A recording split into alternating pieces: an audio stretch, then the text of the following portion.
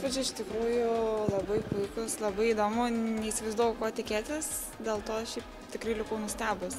Įspūdingi, tai ypač pritrenkė savo didingumu ir su visko taip. Įspūdžiai čia geri.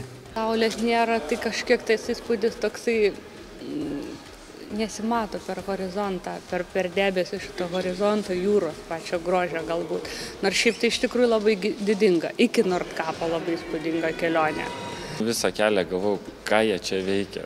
Pirmas įspūdis šalta, iš tiesų atvažiavom iš daug piečiau į pačią šiaurę ir išlipus 3 laipsniai šilumos, tai dar vėjas įkalniai, tai tikrai nedžiugina, bet tie vaizdai, kur šiek tiek pritūpus nesrūkas, kurios mes matome, tikrai yra nuostabus ir gražus. Bet keista, žiūrėjom ir paveikslavom tos namukus, atrodo, kaip galima gyventi tose kalnuose, nežiūrint to, kad labai gražus reljefas, graži aplinka, bet iš ko jie gyvena, kaip gyvena, neįsivaizduoju net.